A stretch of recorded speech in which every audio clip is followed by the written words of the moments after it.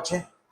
Yo te doy gracias, Dios, por la vida de cada uno de mis hermanos. Te pido, mi Dios, que me des sabiduría, que me des entendimiento para poder predicar tu palabra. En el nombre de Cristo Jesús. Amén. Ok, muy bien, hermanos, estamos estudiando Apocalipsis. Ya tenemos varios miércoles o bastantes miércoles estudiando el libro de Apocalipsis. Y pues seguimos aquí, el cual hemos titulado Apocalipsis como una carta de esperanza, ¿verdad? Una carta llena de esperanza.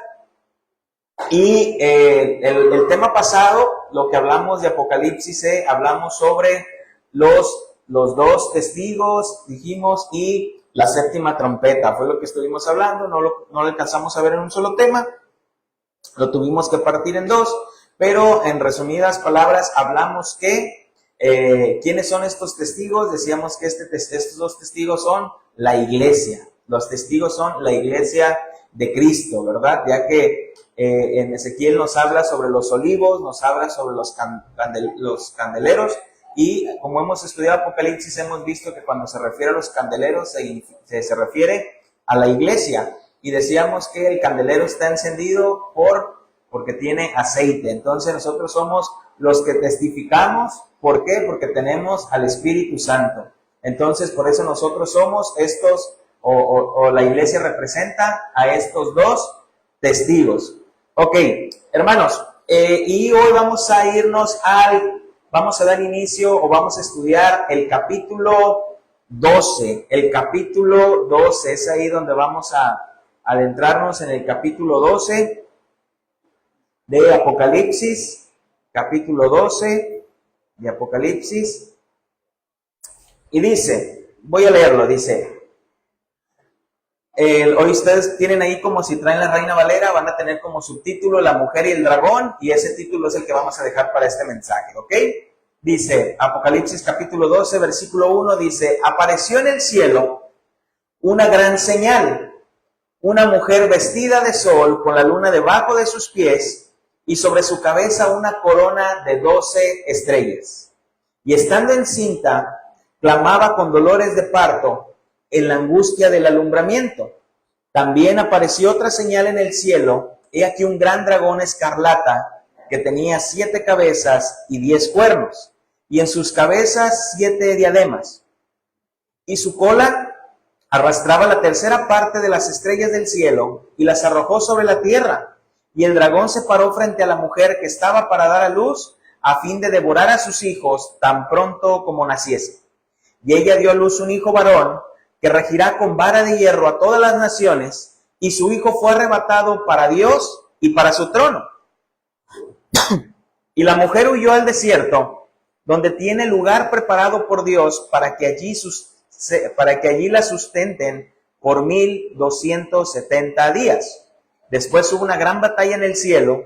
Miguel y sus ángeles luchaban contra el dragón, y luchaban el dragón y sus ángeles, pero no prevalecieron, ni se halló ya lugar para ellos en el cielo. Y fue lanzado fuera el dragón, la serpiente antigua, que se llama Diablo y Satanás, el cual engaña al mundo entero, fue arrojado a la tierra, y sus ángeles fueron arrojados con él.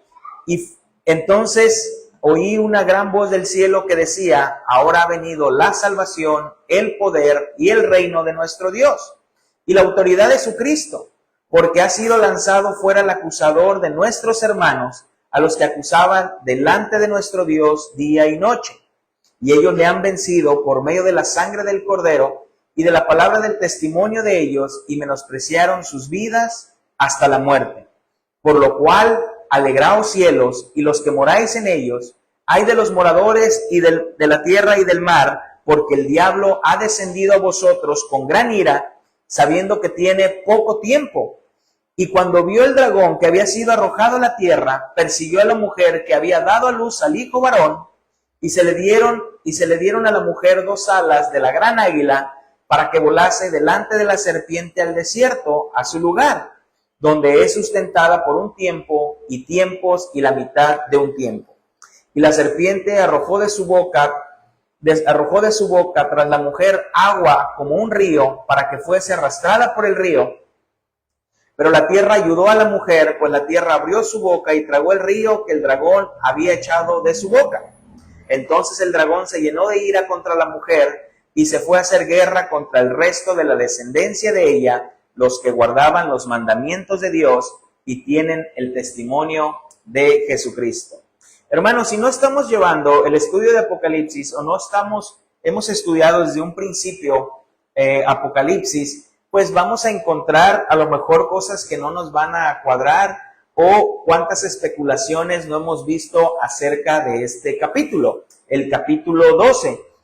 Mucho de ellos entra en la postura dispensacionalista. ¿Y quién es esta mujer? ¿Quién es el hijo? Y luego de quién es pues el dragón o la bestia, pues queda claro que es Satanás, pero dice que es arrojado a la tierra.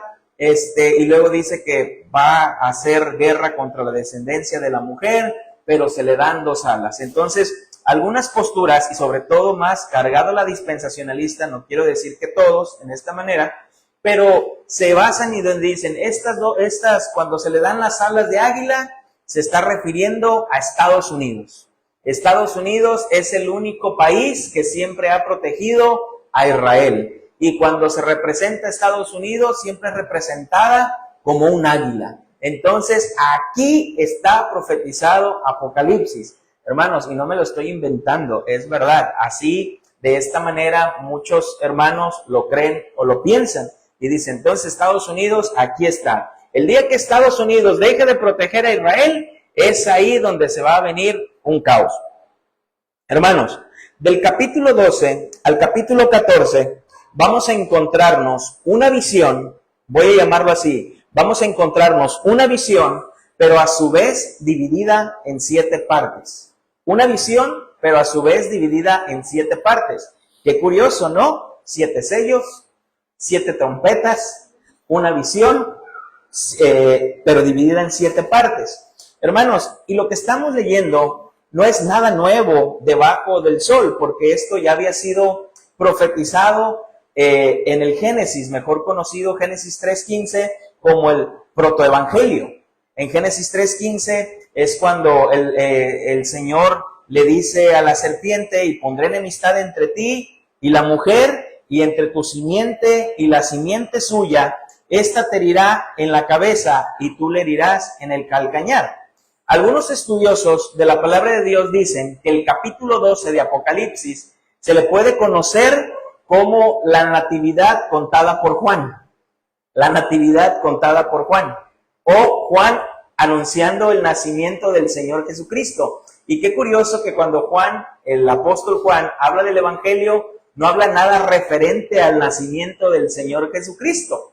Entonces, hermanos, creo que en parte tiene verdad, pero no del todo. Mira, voy a leer otra vez Apocalipsis, versículo 2, capítulo 12, del 1 al 2, dice, apareció en el cielo una gran señal, una mujer vestida del sol, con la luna debajo de sus pies, y sobre su cabeza una corona de 12 estrellas.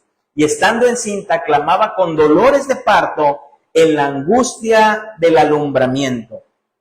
Entonces, algunos dicen, y aquí el catolicismo romano afirma que aquí se le está hablando de María, y por eso dicen, mira, aquí está bien representada María, y sobre todo la Virgen de Guadalupe, ¿no? Por como se menciona así, y lo que mencionan aquí, pues lo sacan en la imagen de la Virgen de Guadalupe, y dice, aquí está representada la Virgen de Guadalupe. Entonces, vamos a dejar claro que esta postura no siempre la tuvo la iglesia, de que en sí representaba o era una imagen referente a la Virgen María. Esto de que se empezó a decir que era referente a la imagen de la Virgen María, si tú le preguntas hoy en día a cualquier sacerdote, te va a decir que Apocalipsis capítulo 12 se refiere a María para poder llevarla a una veneración. Pero esto surgió en el siglo XVII, cuando se utilizó para construir la iconografía de la Inmaculada Concepción. ¿A qué me refiero con esto? Con la Inmaculada Concepción, que quiere decir que María nació sin pecado. O sea, ponen al mismo nivel a Jesucristo y a María. María nació sin pecado. Ella no tuvo pecado. Es por eso que también María fue llevada al cielo, dice, ¿no? Y no vio muerte, fue llevada al cielo. Pero eso no es así, hermanos. Entonces, Eso es una dogma de la Iglesia Católica que establece que María, repito, fue concebida sin el pecado original y por lo tanto fue preservada de toda mancha desde el momento de su concepción. Como ella iba a ser la madre del Señor Jesucristo, pues de una forma sobrenatural, pues ella también estuvo sin pecado. Pero esto no es así, hermanos. Aquí no se refiere simplemente a María, nada más a María. Sí está María, pero no se refiere nada más a María. Y yo te voy a decir, ¿cómo sí? ¿Y por qué no? ¿A qué voy? La interpretación dispensacionalista dice que cuando se menciona aquí esta mujer, está haciendo alusión a Israel. Dicen, aquí está Israel. Israel es esta mujer la cual está siendo representada, ya que Israel muchas veces o en muchos pasajes, a Israel es representada esta nación de Israel, que las estrellas simbolizaban a las tribus, y aparece como, bueno, vamos a ir a Génesis capítulo 37, versículo 6. Vamos a ver ahí cómo hace esta representación. Recordemos que para la postura dispensacionalista, aquí está ya comenzando la gran tribulación. Y es por eso que dicen que es por eso que es Israel, porque Israel, ¿se acuerdan que fueron sellados 144,000? Van a comenzar a ser perseguidos esos 144,000, entonces el Señor va a guardar a esos 144,000, lo va a guardar el remanente de Israel. Pero mira, Génesis capítulo 37, versículo 6 al 9. Dice, y les dijo, oíd ahora este sueño que he soñado. Está hablando de José el soñador. He aquí que atábamos manojos en medio del campo, he aquí que mi manojo se levantaba y estaba derecho, y que vuestros manojos estaban alrededor y se inclinaban al mío. Le respondieron sus hermanos, ¿reinarás tú sobre nosotros o señorearás sobre nosotros? Y le aborrecieron aún más a causa de su sueño y sus palabras. Soñó aún otro sueño y le contó a sus hermanos diciendo, he aquí he soñado otro sueño. He aquí que el sol y la luna y 11 estrellas se inclinaban a mí. Hermanos, cuando estamos hablando aquí de quién es esta mujer, conforme a la postura en la cual hemos estudiado y lo hemos llevado desde un principio, obviamente entendemos, punto número 1, que no se refiere a la Virgen de Guadalupe, como se menciona el catolicismo romano, y punto número 2, no se refiere a la nación de Israel. No está dirigido a la nación de Israel, ya que vimos que esos 144,000 está hablando, sino a la iglesia. Y decíamos que da un número porque el Señor sabe cuáles son los salvos. No se puede ni añadir ni quitar de los que el Señor ha salvado. Y claro está, hermanos, que cuando hablamos o el Señor usa ciertos términos como para referirse a la nación o al pueblo o voy a llamarlo así, a su comunidad, a las personas que Él ha predestinado, hace como este tipo de metáforas. Vamos a encontrarlo en el Antiguo Testamento y en el Nuevo Testamento para referirse a este pueblo como una mujer. De hecho, en Isaías capítulo 26, versículo 17 al 18, hace una referencia de cómo el pueblo da a luz, o como si el pueblo fuese dar a luz. En Isaías capítulo 26, versículo 17 al 18. Isaías capítulo 26, versículo 17 al 18.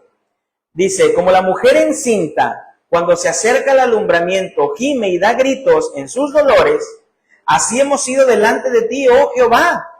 Concebimos, tuvimos dolores de parto, dimos a luz viento, ninguna liberación hicimos en la tierra, ni cayeron los moradores del mundo.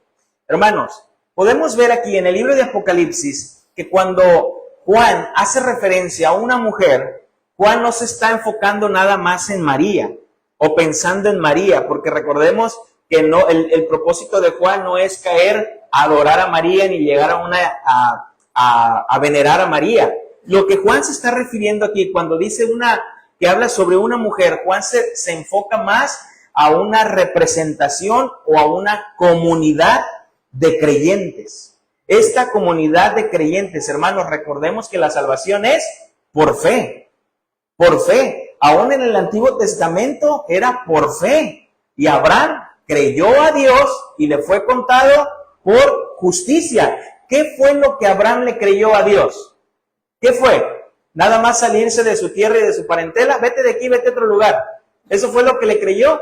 Abraham lo que le creyó a Dios, que de él vendría esta simiente. La de Génesis 3:15. Eso fue lo que Abraham le creyó, que de ti saldría esta simiente. ¿Qué creyó Isaac? Que de él saldría esta simiente. ¿Qué creyó Jacob? Que de él vendría esta simiente. Siempre ha sido por la fe en Cristo, por la fe. Desde ahí nos habla que es por fe. Entonces, hermanos, esto nos habla que es una comunidad de creyentes, que es una comunidad del pueblo de Dios. Y esto representa cuando Juan nos describe que una mujer dio a luz, una comunidad dio a luz. Obviamente ahí va enfocada María, porque es parte de la comunidad. Hermanos, recordemos que así como Juan describe a una mujer que va a dar a luz, como para los creyentes, también describe o se refiere como a una mujer para los incrédulos. Hace esta referencia, una mujer para bien, una mujer para mal. Mira, Apocalipsis capítulo 17, versículo del 1 al 6. Apocalipsis capítulo 17, versículo del 1 al 6.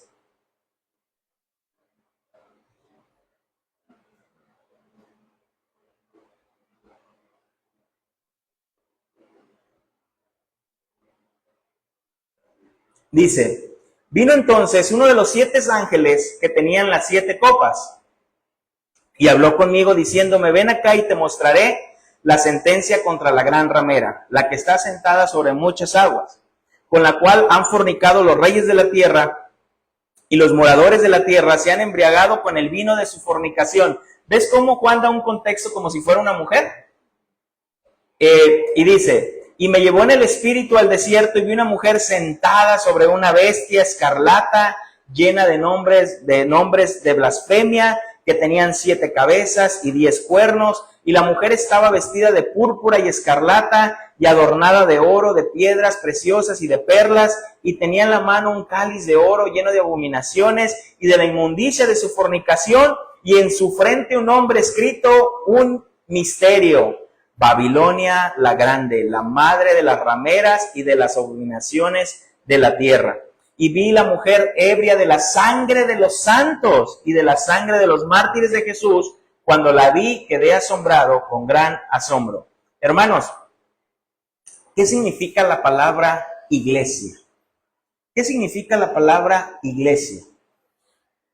¿Cuándo inició la iglesia? Mateo 16, Hechos 2. Hermanos, y yo creo que es ahí donde ha habido una confusión por la palabra iglesia. La palabra iglesia nada más significa llamar fuera. Ese es el término de la palabra iglesia. Eclesía, que viene siendo en el griego, llamar fuera. Quiere decir convocación, quiere decir asamblea. Es por ello que hay una de las posturas que hay es que la iglesia siempre ha existido.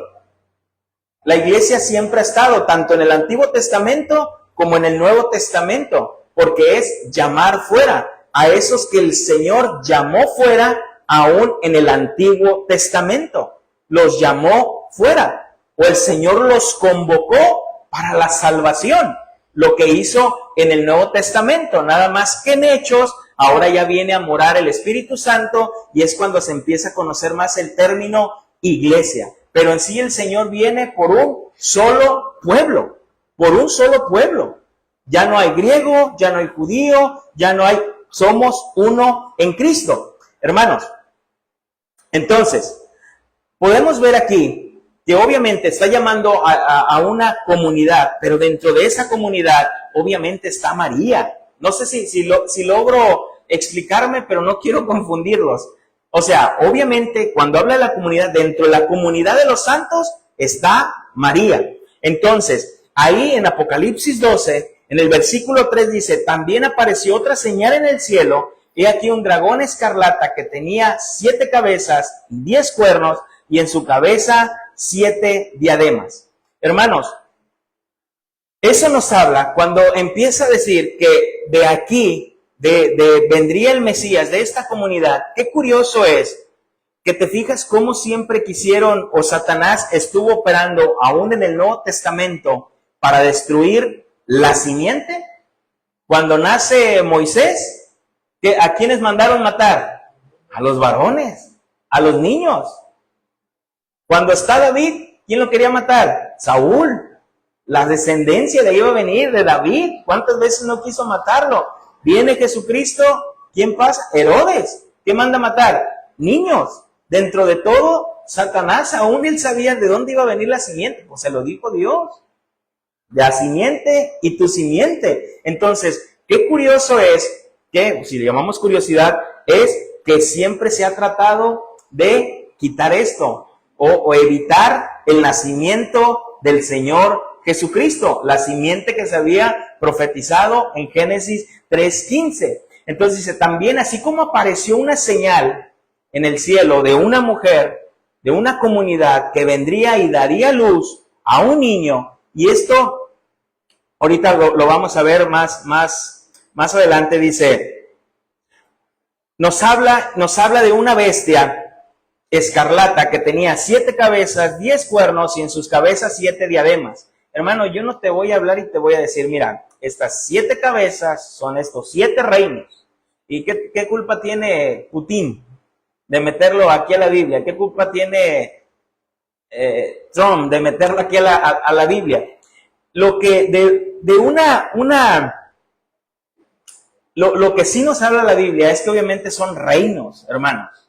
Son reinos. Eso está completamente claro. Por eso se menciona de esta manera como reinados, como dominios, en el cual siempre van a estar en contra o en la persecución de todo linaje o simiente del Señor Jesucristo. Entonces dice, una de las maneras en que Satanás ejerce su dominio en el mundo es a través de los gobernantes, de las naciones de este siglo. ¿Cómo, hermanos, hemos podido ver a través de todo esto, cómo los gobernantes y muchas las naciones han sido tiranos, dictadores, y cómo siempre han ido contra el pueblo del Señor?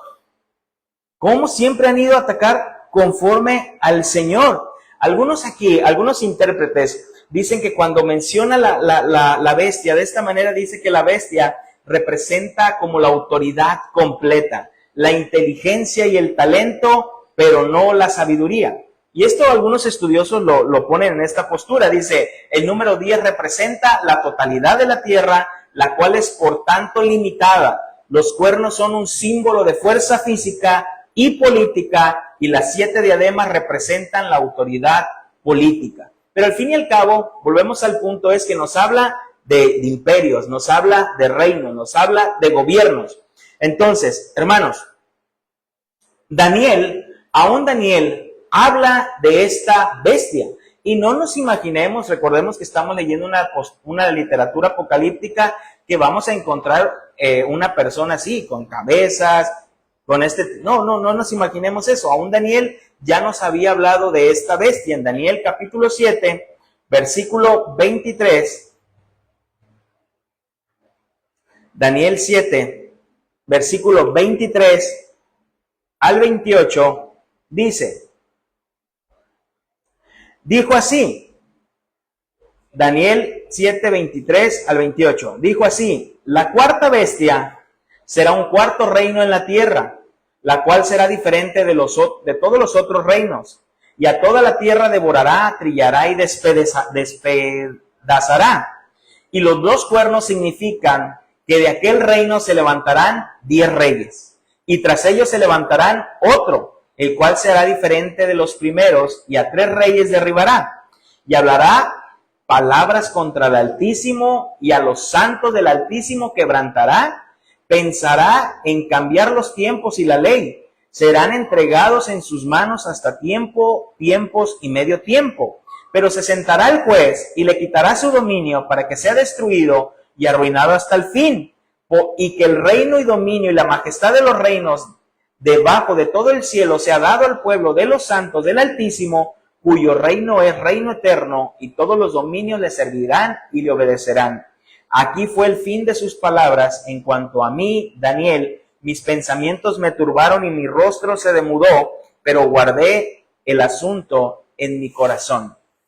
¿Puedes ver cómo Daniel ya había hablado sobre esta bestia? Hermanos, y esta bestia, aquí sería la pregunta, ¿esta bestia ha de venir o es una bestia que ya está? Que siempre ha estado, que siempre ha regido de esta manera y siempre ha ido contra los que el Señor ha llamado fuera, contra los que el Señor ha convocado en todos los tiempos. Lo podemos ver desde Faraón. ¿Y lo vamos a ver hasta cuándo?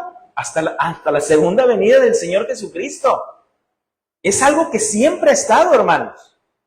Es algo que siempre ha sucedido. Lo vemos con Faraón, lo podemos ver luego con los reyes de Persia, luego con los babilónicos, luego nos vamos con los griegos, luego nos vamos con los romanos, luego nos vamos con Hitler. Y si nos vamos yendo así, siempre ha habido esto. Siempre han estado en contra de nuestro Señor Jesucristo. Fíjate, en el versículo 4 de Apocalipsis 12, vamos a ir encontrando un poquito más. A lo mejor dices, a ver, no estoy entendiendo, pero ahorita vamos a ir viendo poco a poquito. Apocalipsis 12:4 dice, y su cola arrastraba la tercera parte de las estrellas del cielo, y las arrojó sobre la tierra, y el dragón se paró frente a la mujer que estaba para dar a luz, a fin de devorar a su hijo tan pronto como naciese. ¿Qué estaba esperando esta bestia? Que naciese el hijo y lo iba a devorar. Se lo iba a devorar. Y volvemos a lo mismo, hermanos. Lo que les decía, el enemigo siempre ha intentado impedir el nacimiento del Mesías. Ese nacimiento con Moisés, con Herodes, en David, siempre ha intentado impedir el nacimiento del Mesías. ¿Cuántos de ustedes, y a lo mejor de la misma manera que yo por mucho tiempo lo creí y quizás también lo prediqué, y no decíamos, es que cuando Satanás cayó, Satanás se llevó a una tercera parte de los ángeles? Porque aquí dice Apocalipsis que Satanás dice que arrastró una tercera parte de las estrellas del cielo. Y cuando se mencionan las estrellas del cielo, hace referencia a los ángeles. Hermanos, es una postura que se ha creído, es una postura que se ha predicado, pero no tiene sustento, no tiene un sustento en la palabra de Dios. No hay un sustento, y yo muchas veces lo prediqué. Imagínate, si Satanás tiene una tercera parte, ¿cuántos ángeles no tiene el Señor? No, hermanos, aquí realmente no se está refiriendo a que Satanás, como se nos ha enseñado, que Satanás engañó a una tercera parte de los ángeles y fue arrojado con ellos. No hace una referencia a esto.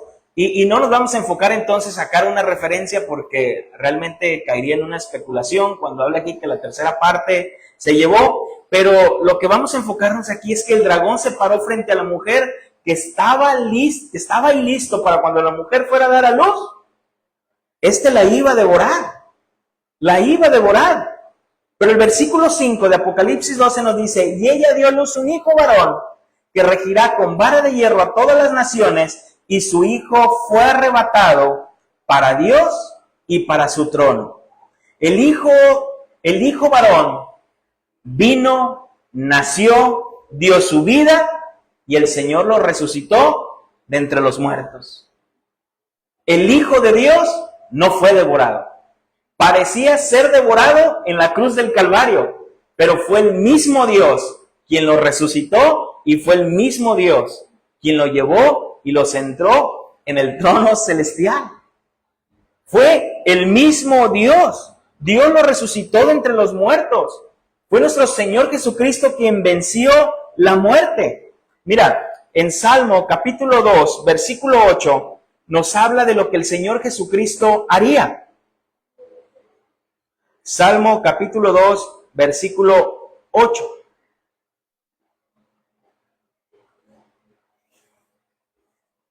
Salmo 2, 8, 9 dice, pídeme y te daré por herencia las naciones, y como posesión tuya los confines de la tierra, y los quebrantaré con vara de hierro, como vasija de alfarero, lo desmenuzarás, los desmenuzarás.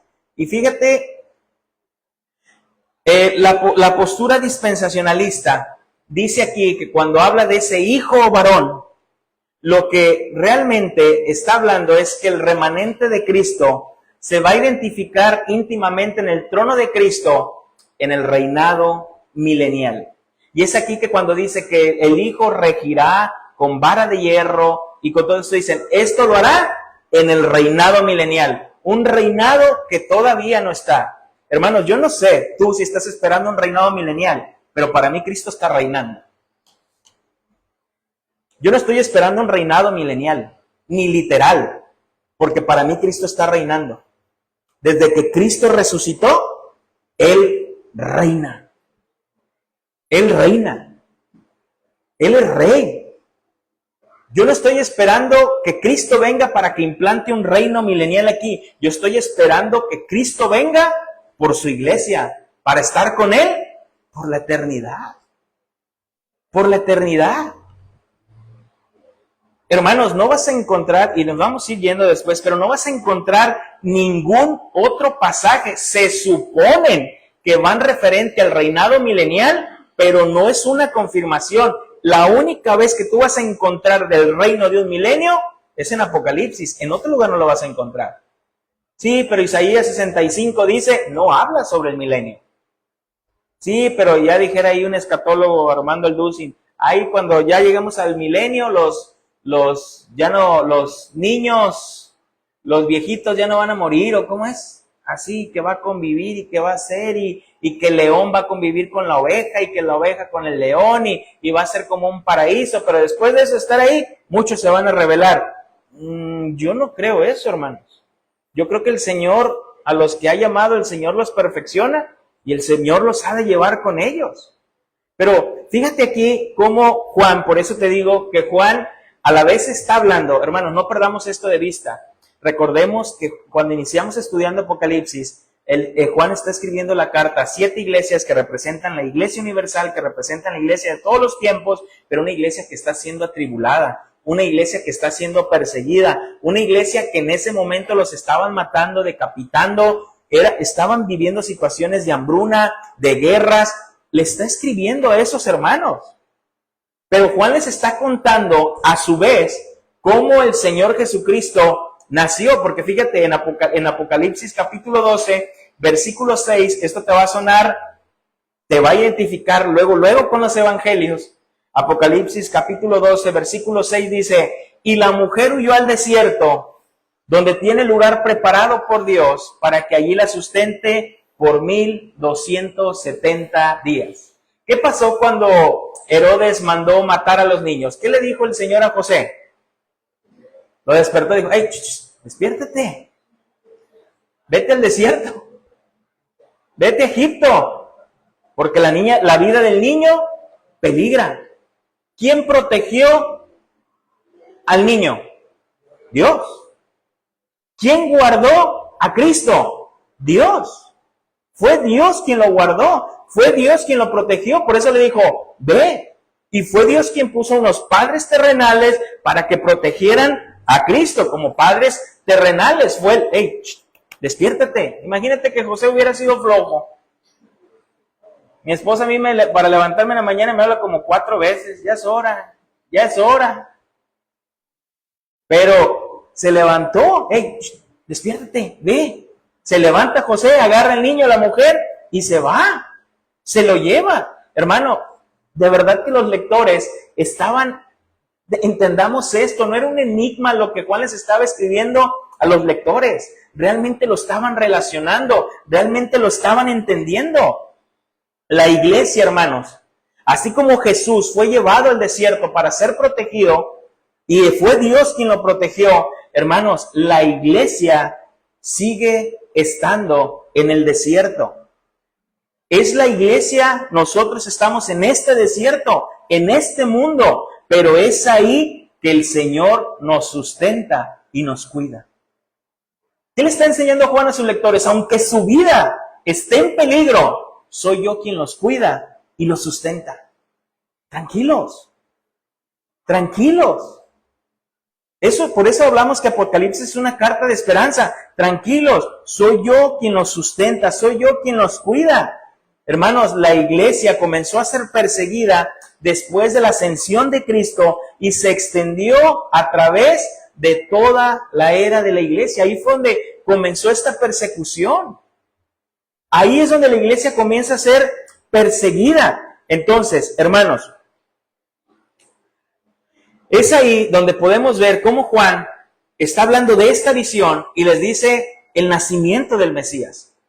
Les habla sobre el nacimiento del Mesías, cómo iban a nacer de esta comunidad, cómo iba a salir, obviamente, de este pueblo, de esta comunidad, de esta mujer, pero aún ahí el Mesías sería protegido, pero sería Dios quien esta bestia estaría preparada para devorarla, pero no lo devoró, porque fue el Señor quien lo resucitó, fue el Señor quien lo guardó. Y el Señor, al resucitar a Jesucristo, al guardar a Jesucristo, es ahí donde entramos al versículo 7 y vamos a ver como un conflicto celestial. Recordemos que Juan, y lo hemos estado hablando en todos los pasajes o en las cosas que hemos estudiado, cómo Juan da como una mirada celestial, pero luego da una mirada terrenal. Y vi allá en el cielo las almas de los que habían sido decapitados, pero luego baja a la tierra y aquí están siendo perseguidos, y vi cielo y tierra. Entonces, en el versículo 7 de Apocalipsis 12, vamos a ver cómo Juan describe algo. Desde el versículo 6 lo voy a leer. Dice: la mujer huyó al desierto, donde tiene lugar preparado por Dios para que allí la sustente por 1270 días. Yo sé que la postura dispensacionalista va a decir, ya ves, 3 años y medio. Aquí se habla de 3 años y medio, que es donde va a ser la persecución. Hermanos, volvemos a lo mismo. Si agarramos los números y los literalizamos, vamos a encontrarnos muchos problemas. Lo que habla aquí es que el Señor los guarda. ¿Cuáles son esos 1270 días? Desde la resurrección hasta la segunda venida. Desde la resurrección hasta la segunda venida. Entonces, versículo 7. Después hubo una gran batalla en el cielo. Miguel y sus ángeles luchaban contra el dragón, y luchaban el dragón y sus ángeles, pero no prevalecieron, ni se halló ya lugar para ellos en el cielo. Y fue lanzado fuera el gran dragón, la serpiente antigua, que se llama Diablo y Satanás, el cual engaña al mundo entero, fue arrojado a la tierra, y sus ángeles fueron arrojados con él. Entonces oí una gran voz en el cielo que decía: ahora ha venido la salvación, el poder y el reino de nuestro Dios y la autoridad de Cristo, porque ha sido lanzado fuera el acusador de nuestros hermanos, el que acusaba delante de nuestro Dios día y noche. Y ellos le han vencido por medio de la sangre del Cordero y de la palabra del testimonio de ellos, y menospreciaron sus vidas hasta la muerte. Por lo cual, alegraos cielos, y los que moráis en ellos. Ay de los moradores de la tierra y del mar, porque el diablo ha descendido a vosotros con gran ira, sabiendo que tiene poco tiempo. Hermanos, y cuando leemos aquí, fíjate cómo Juan está hablando de una visión, pero la pone como secciones. Habla de la primera visión, el nacimiento del Mesías, su muerte, su resurrección. Habla de esto, su muerte, su resurrección, cómo vence, el Señor lo lleva, es resucitado, pero dice después, ahí habla en esta misma visión, da como otra visión, en esta visión dividida entre 7, habla de una guerra como celestial. Y yo sé que algunos aquí van a decir, ¿te imaginas esa guerra cómo se llevó a cabo o se va a llevar a cabo? Miguel con sus espadas de fuego y todo esto, y ahí peleando en el cielo, y te imaginas que el Señor nos dé la oportunidad de ver eso, cómo vencen y cómo está. Hermanos, ¿qué es para el Señor el diablo? ¿Qué es para el Señor Satanás y sus ángeles? No es nada, hermanos. Hermanos, ¿cuándo pasará esta guerra? ¿O cuándo pasó esta guerra, mejor dicho? Porque yo no estoy esperando que esta guerra suceda. ¿Cuándo pasó esta guerra? Hermanos, lo que Juan nos está describiendo es una forma simbólica, no algo literal. Recuerden que una de las posturas que también se tiene de Apocalipsis, y yo no la descarto, y no digo que sea una herejía, es que Juan les está como contando un cuento a sus lectores para que entiendan lo que es el Evangelio. Esa es una de las posturas que se tiene. Es así como C.S. Lewis le aventó a sus hijos las crónicas de Narnia para predicarles el Evangelio, ¿sabías? ¿Sabías que él empezó de esta manera a contarles a sus hijos y había un león que se llamaba Aslan y esto, para que ellos pudieran entender el Evangelio, para que les quedara claro? Y algunos tienen esta postura de Apocalipsis. Digo, yo no soy de esa postura, no soy en esta postura, pero lo que Juan está haciendo aquí es contarles de una forma simbólica la victoria de Cristo sobre las huestes espirituales. La victoria de Cristo sobre las huestes espirituales. El pasaje no menciona porque algunos dicen aquí está hablando de la caída de Satanás, cómo Satanás aquí cayó. No, el pasaje no nos menciona las caídas de Satanás en el momento de la creación, ni tampoco, repito, creo que sea una batalla literal que esperamos, sino de la derrota de Satanás en el cielo por causa de la crucifixión y resurrección de Cristo. Esto simboliza, hermanos, la muerte, la crucifixión, la muerte y la resurrección de Cristo. Y aquí se cumple y cuadra con lo que dice el apóstol Pablo en Colosenses capítulo 2, versículo del 13 al 15. Colosenses 2, del 13 al 15. Y a vosotros, estando muertos en pecados, y en la circuncisión de vuestra carne, os dio vida juntamente con él, perdonándonos todos los pecados.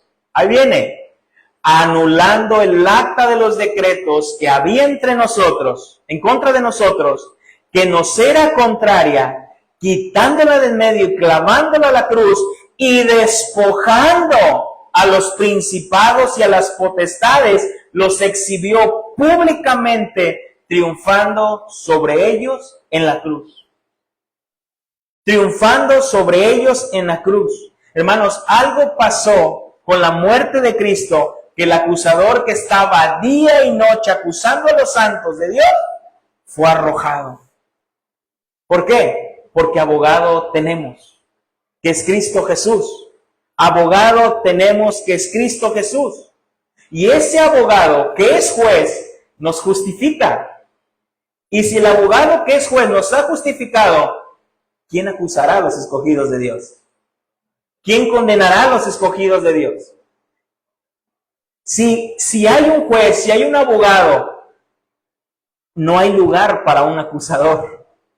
No se halla lugar para un acusador. Romanos capítulo 8, versículo 33 al 34 dice, ¿quién acusará a los escogidos de Dios? Dios es el que los justifica. ¿A quién es el que lo condenará? Cristo es el que murió, más aún el que también resucitó, el que además está a la diestra de Dios, el que también intercede por nosotros. Romanos 8, 33 al 34. Primera de Juan, capítulo 2, versículo del 1 al 2.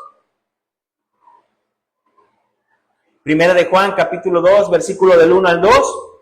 Hijito mío, estas cosas escribo para que no pequéis. Y si alguno hubiere pecado, abogado tenemos para con el Padre, a Jesucristo el justo, y Él es la propiciación por nuestros pecados, y no solamente por los nuestros, sino también por los de todo el mundo. ¿Ves cómo va cuadrando? Por eso hablábamos, ¿cómo va cuadrando en el capítulo 12 el Evangelio?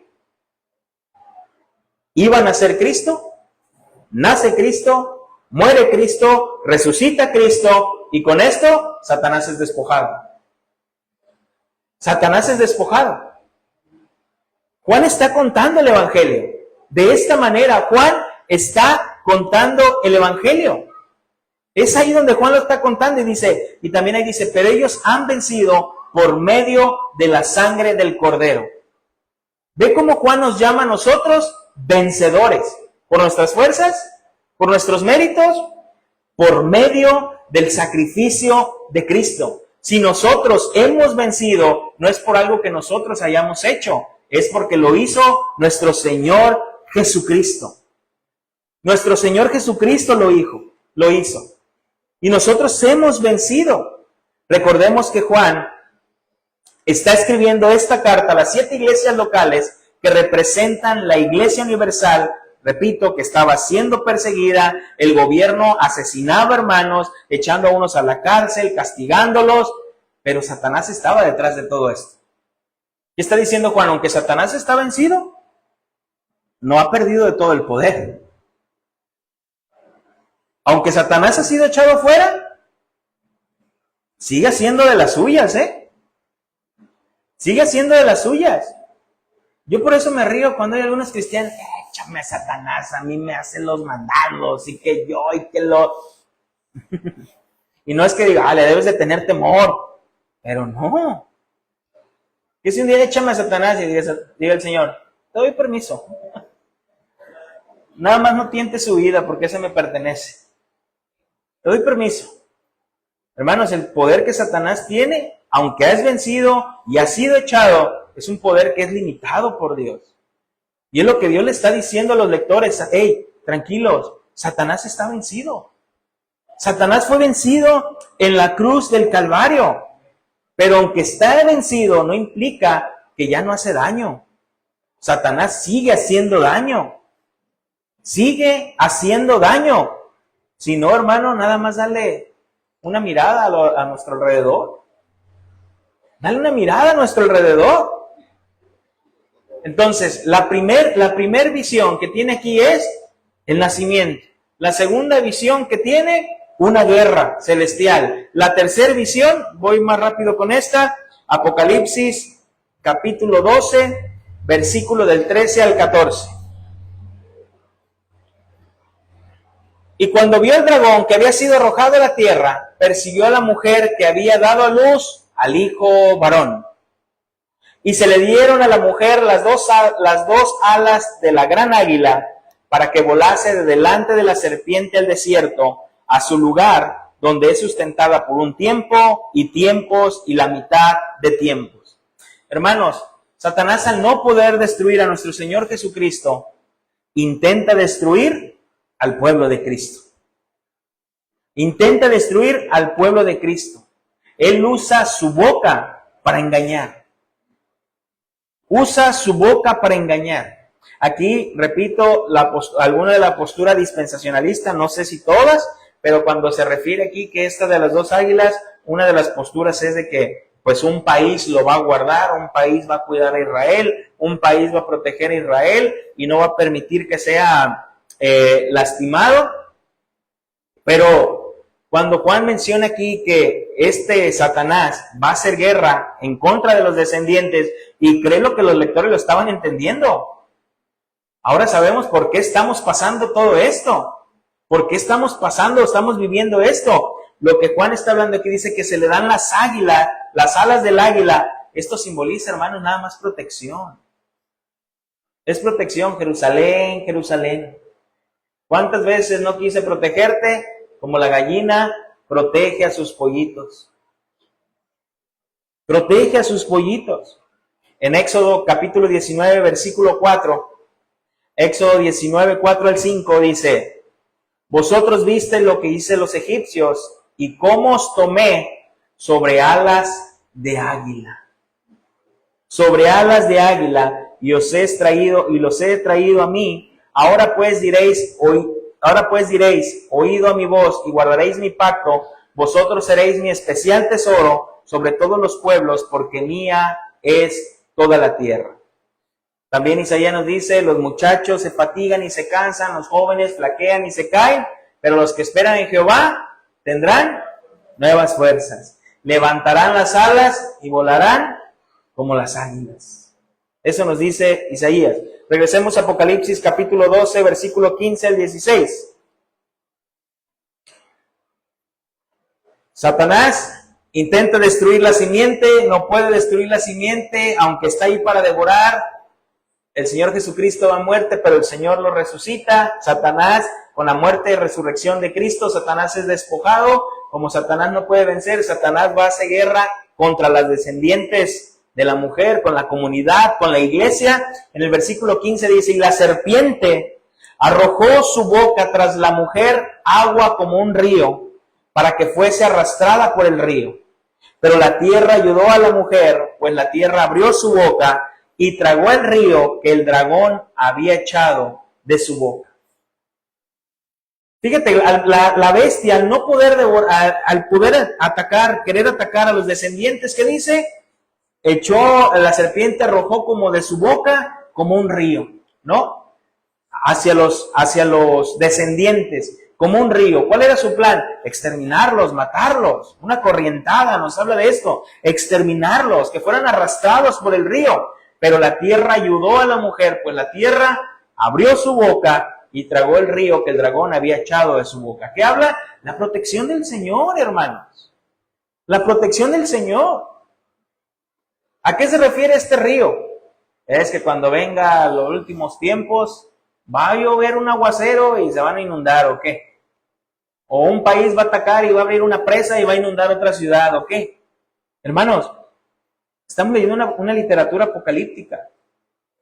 Y cuando hablamos aquí que dice que el dragón o la serpiente arroja agua de su boca como un río para que fuese arrastrado por el río, pero la mujer ayudó, vamos a encontrar en ciertos pasajes que cuando menciona que el hombre habla como una boca, por el tiempo no voy a buscar ahorita eso, es cuando hablan mentiras.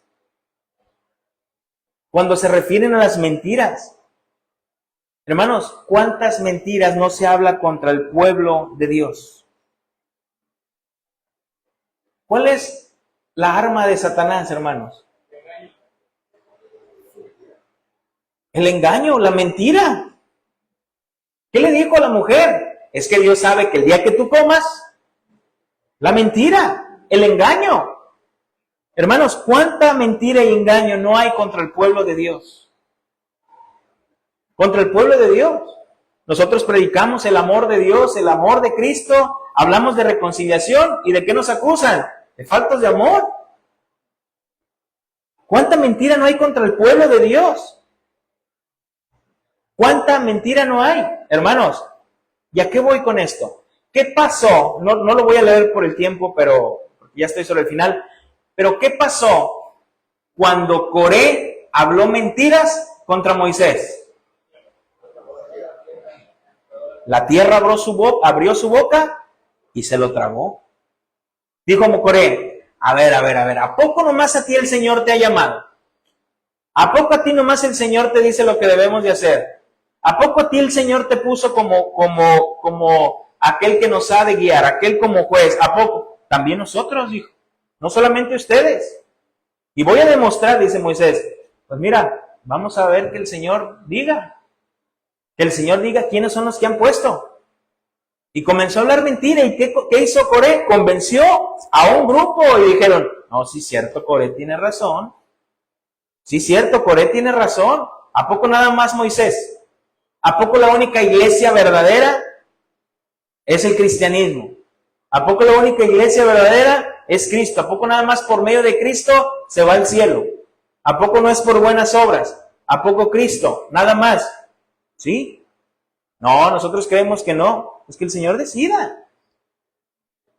Y cuando se llega el día, ¿qué dice Moisés? Háganse para acá. Háganse tantito para acá. ¿Y qué hace la tierra? Se abre y se los traga vivos. Y dice que descendieron vivos al Sheol, al infierno. Por eso ahí se tiene una de las posturas que se cree que el infierno está en el centro de la tierra, ¿verdad? Pero yo no creo que tampoco sea así. No lo descarto ni me voy a poner, ese no es el punto. Pero cuando habla Sheol, pues es el lugar de los muertos, ¿no? ¿Qué pasa? Se lo tragó a él y a toda su familia. Y a los que quedaban, si mal no recuerdo, descendió, pum, se los consumió a todos. Hermanos, fue Dios quien protegió ¿a quién? A Moisés. Fue Dios quien protegió a Moisés. Por eso Apocalipsis capítulo 12, el 17 dice, entonces, al ver Satanás que no podía hacer nada contra la simiente de Dios, que fue desechado, que está en contra de los descendientes y habla mentira contra ellos, dice el versículo 17, entonces el dragón se llenó de ira contra la mujer y fue a hacer guerra contra el resto de la descendencia de ella, los que guardan los mandamientos de Dios y tienen el testimonio de Jesucristo. ¿A qué habla? Esto va a ser una guerra, ¿hasta cuándo? Hasta la segunda venida de Cristo, hermanos. Esto no se va a quedar. Hermanos, si tú te haces cristiano o eres cristiano, eres enemigo de Satanás. Estás en contra de Satanás. Hay guerra con Satanás. Hay guerra. Satanás no va a ni decir, hacemos las paces, paz, paz, paz, ni tú ni yo, paz. No, estamos en una guerra. Nosotros somos la descendencia de ella. Y por eso te digo, hermano, cómo la iglesia lo estaba entendiendo, lo que estaba hablando. Ahora entienden por qué están siendo perseguidos, ahora entienden por qué están siendo llevados presos, ahora entienden por qué están siendo llevados al Coliseo, ahora entienden por qué los están matando, ahora entienden por qué Satanás está airado, Satanás está en guerra, pero tranquilo, está vencido. Jesucristo lo venció y es Dios quien nos guarda. Tranquilos, tranquilos. La iglesia de ese momento estaba comprendiendo que Satanás estaba lleno de ira contra la mujer, la comunidad de Cristo, y está en guerra contra el resto de la descendencia. Comprendan que siempre estaremos en guerra hasta que Cristo venga por segunda vez. Yo no espero una guerra de Armagedón donde se va a armar todo. Ya estamos, hermanos. Estamos en guerra. Hermanos, nuestra lucha no es contra sangre y carne. Nuestra lucha no es contra sangre ni carne. Te voy a leer lo que dice Juan. Si el mundo os aborrece, sabed que a mí me han aborrecido antes que a vosotros. Si fuerais del mundo, el mundo amaría lo suyo. Pero porque no sois del mundo, antes yo os elegí del mundo, por eso el mundo los aborrece. Acordaos de las palabras que yo os he dicho. El siervo no es mayor que su Señor. Si a mí me han perseguido, también a vosotros los perseguirán. Si han guardado mi palabra, también guardarán la vuestra. Mas todo esto harán por causa de mi nombre, porque no conocen al que me ha enviado. Hermanos, si llevamos el estudio de Apocalipsis desde el principio, lo has llevado, ¿tiene congruencia con lo que hemos estudiado? Claro que tiene congruencia, hermanos. Y otra vez, en cada uno de los pasajes o cada uno de los capítulos que leemos, otra vez es Juan diciéndole a la iglesia, tranquilos. Es Dios que está sentado en su trono, es Dios quien reina, es Dios quien tiene el poder. Tranquilos. Estamos en las manos de Dios. Por más fea que se vea la situación, estamos en las manos de Dios. Hay una bestia airada contra el pueblo de Dios que no va a descansar ni un solo día. No es como tú que dices, ay, es domingo, hoy no voy a ir a la iglesia, quiero descansar. No, Satanás no descansa. Siempre está en guerra. Tranquilos. Pero aún el Señor ahí tiene el control. Y por más cosas que hable el Señor, nos guarda. El Señor cuida a su pueblo. Hasta ahí, hermanos, vamos a dejar Apocalipsis 12. Recordamos que hablábamos que es una visión dividida en 7 y vimos 3. Voy a llamarlo así, pero bueno, vamos a seguir con el estudio. ¿Sale? Próxima semana vemos Apocalipsis 13. Vamos a orar, hermanos, para despedirnos. Bendito Dios y Padre de nuestro Señor Jesucristo, te damos gracias, Dios. Gracias por tu palabra. Gracias por tu fidelidad, Señor. Señor, porque aún en el Apocalipsis podemos encontrar, mi Dios, podemos encontrar el Evangelio. Podemos encontrar cómo esa promesa en Génesis 3:15 de que la simiente vendría. La simiente vino. La simiente estuvo aquí. La simiente, Señor, proclamó el Evangelio. La simiente vino a reconciliarnos contigo. La simiente es Cristo, Señor. Podemos ver su nacimiento, su muerte y podemos ver su resurrección. Podemos ver y aprender cómo en su resurrección, en la cruz del Calvario, Señor, en su resurrección, las huestes espirituales fueron despojadas. Como esa guerra espiritual, fueron despojadas. Y al ser despojados, Señor, eso nos habla que ya no tenemos acusador. Porque tú nos has justificado, tú nos has perdonado, tú eres nuestro abogado. Pero podemos aprender que Satanás no está contento con ello. Y que día con día estamos bajo ataque. Que no debemos bajar la guardia. Que eres tú quien nos cuida, que eres tú quien nos protege, que nos ha dado tu Espíritu Santo. Que tenemos que ponernos esa armadura de Dios con lo cual tú nos has capacitado. Pero que no debemos bajar la guardia. Gracias, Señor, porque tú nos guardas, tú nos cuidas, tú nos proteges. Señor, y aunque el enemigo se levante contra mí, yo estaré confiado, Señor, porque tú estás conmigo. Tú nos guardas, Señor, sobre el hueco de tu mano. Tú nos guardas bajo tus alas. Eres tú quien nos sustenta y nos cuida, Señor. Gracias, mi Dios. Gracias porque somos tu pueblo. Gracias, Señor, porque a través de este estudio de Apocalipsis aprendemos de la esperanza. Y aprendemos, Señor, a confiar más en ti. Y podemos comprender y entender que eres un Dios que está sentado en su trono y que está reinando. Yo te doy gracias en el nombre de Cristo Jesús. Amén. Hermanos, estamos despedidos. Que el Señor me les bendiga. Nos vemos domingo en la oración.